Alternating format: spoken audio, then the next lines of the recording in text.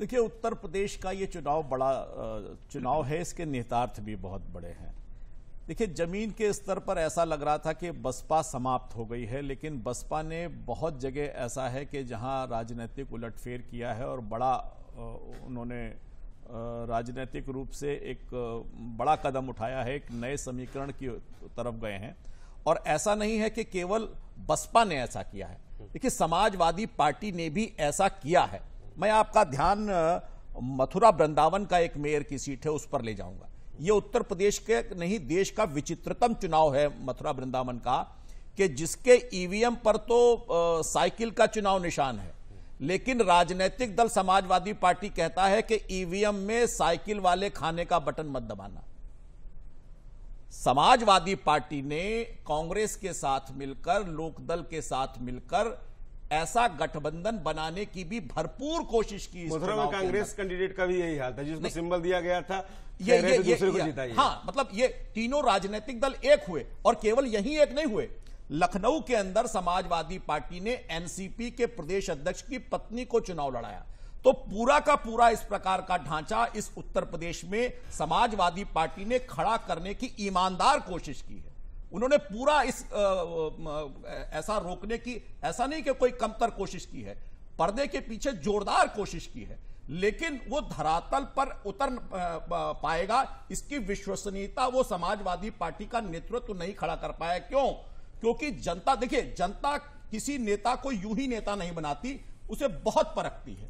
जब आप ये कहते हैं कि जो वैक्सीन है ये ठीक नहीं है, जब आप ये कहते हैं कि किसी के इत्र के व्यापारी की जब दीवार गिर रही है तो ये काम अच्छा नहीं है, ये नहीं होना चाहिए चुनाव में, जब आप ये कहते हैं कि कोई आतंकवादी इसी लखनऊ के बालागंज में पकड़ा जाता है तो हमें पुलिस पर भरोसा नहीं है, जबकि आप अपनी सुरक्षा के लिए उसी पुलिस को रखे हुए, जब राजनेता सामाजिक नेता का दायित्व भूलकर केवल राजनीति करने लग जाए और हर विषय पर राजनीति को ढूंढने लग जाए, उसके लिए जनता की जीवन को भी दांव पर लगा दे, तब ऐसा ही होता है कि वो तो कहता है कि वैक्सीन उसके काम की नहीं है, आप मत लगवाओ, लेकिन उसकी पत्नी भी लगवा लेती है, बच्चे भी लगवा लेते हैं, पिता भी लगवा लेता है, चाचा भी लगवा लेता है। जब राजनीतिक नेतृत्व की विश्वसनीयता सामाजिक आधार पर ही नहीं, पारिवारिक आधार पर भी अगर उड़ जाए, खत्म हो जाए, उसकी साख अपने घर में न बचे, तो वो जनता की साख के साथ जनता से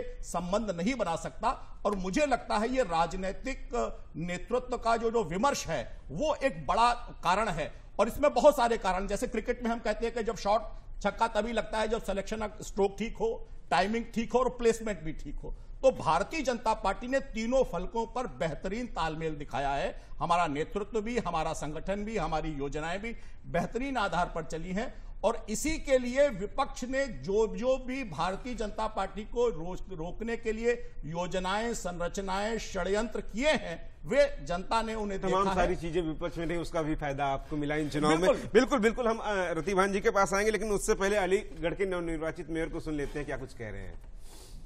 बीजेपी का एक एक कार्यकर्ता का और उससे भी बढ़कर इस अलीगढ़ के जनपद वासियों का, जिन्होंने इतना प्यार और आशीर्वाद इस बेटे, इस भाई, इस भतीजे के ऊपर दिया है, मैं इस मीडिया के माध्यम से ये वायदा करता हूं कि इस बेटे में जितनी भी शक्ति है वो अपने सब लोगों को साथ लेकर, अपने सब विधायकों भैया को साथ लेकर, एमपी भैया को साथ लेकर, सब एमएलसी भैया को साथ लेकर, बीजेपी की पूरी टीम के साथ, और जितने भी हमारे 90 वार्ड मेंबर बनकर आए हैं, अब हम जनप्रतिनिधि के रूप में काम करेंगे।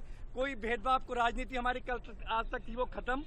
अब हम सब 90 वार्ड मेंबर में प्रत्याशी अलीगढ़ की जन सेवा के लिए जितनी भी हमें ताकत है, इस अलीगढ़ को साफ, क्लीन एंड ग्रीन बनाने का जो सपना है, युवा शक्ति जो इस शहर के वासियों का है, जो इच्छा शक्ति, जो सपना वो देख रहे हैं, उसको पूरा करने के लिए हम एकजुट होकर पूरी ताकत के साथ इस शहर को साफ सुथरा बनाएंगे।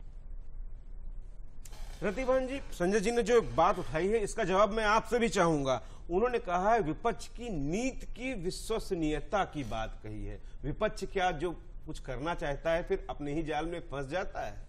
देखिए, असल बात यह है कि संजय जी की एक बात से सहमत हूं, विपक्ष ने रणनीति बनाई, बहुजन समाज पार्टी ने ये रणनीति बनाई कि हमें भारतीय जनता समाजवादी पार्टी को कमजोर करने के लिए हर जगह मेयर की सीटों पर मुस्लिम कैंडिडेट दे देने हैं, जिससे वो भ्रम में आ जाए, भ्रम की स्थिति होगी।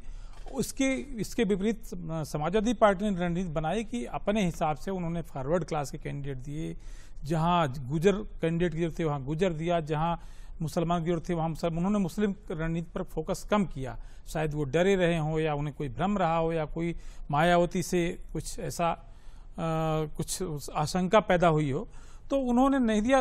उन्होंने रणनीति तो बनाई, लेकिन रणनीति को प्रैक्टिकली उसको जमीन पर उतार नहीं पाए। उतारने का कारण क्या था?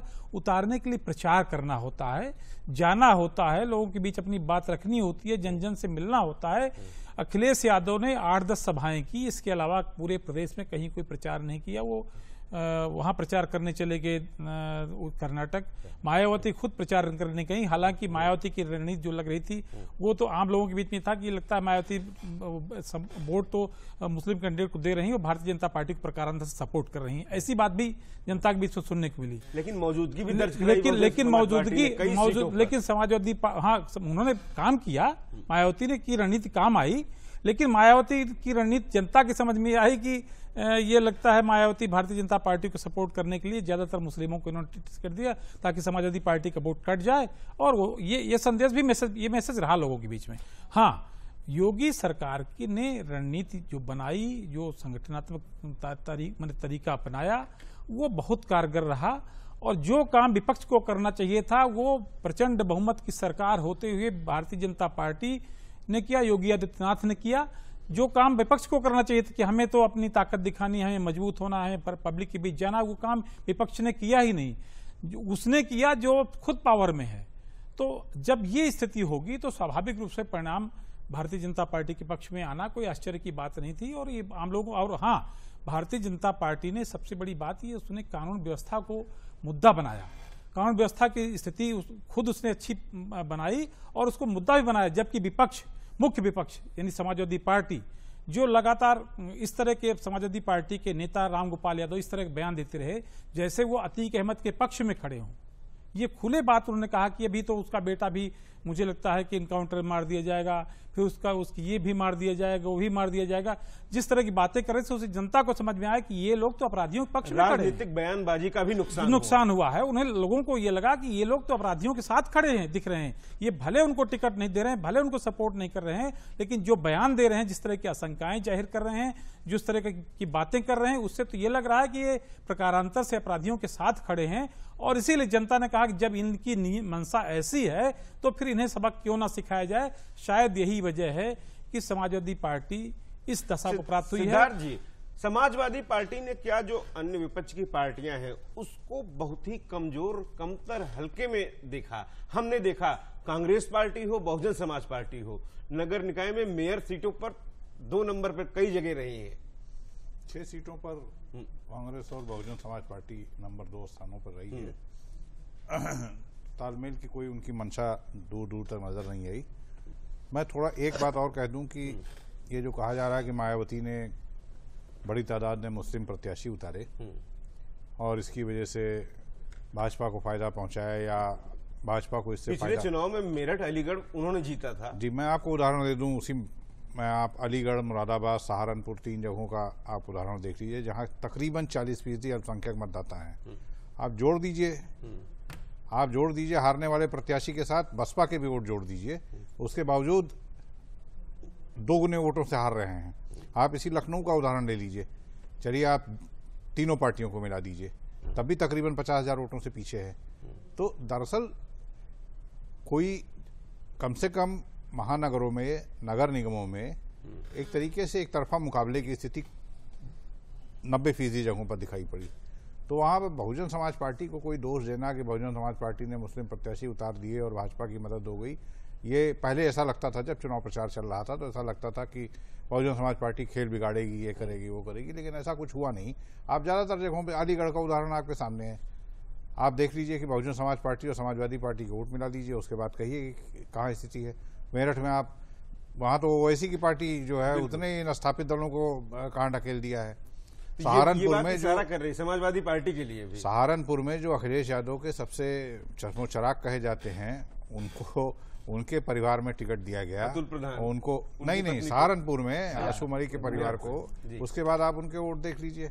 बहुत देर तक तो मैं देख रहा था वो 20,000 वोट उनको पाना मुश्किल हो रहा था। बिल्कुल। तो ये कोई इनमें वजह तलाशेंगे अगर समाजवादी पार्टी या इनकी आड़ लेकर बचना चाहेंगे तो आने वाले चुनाव में और बुरी स्थिति होने वाली है, क्योंकि इसमें किसी दल की वजह से किसी को नुकसान नहीं हुआ है। और जब बात कर रहे हैं अखिलेश यादव 2024 में एक नए समीकरण बनाने की, ऐसे में सुरेश जी किस तरीके से देखते हैं आप इस नए समीकरण की बात कर रहे हैं और यहाँ उनको खुद को नहीं संभाल पा रहे हैं? देखिए, निश्चित रूप से नई समीकरण बनाने की बात हो रही, लेकिन पहले उन पे निगाह डालिए कि उनके जो पुराने समीकरण ध्वस्त हो गए हैं।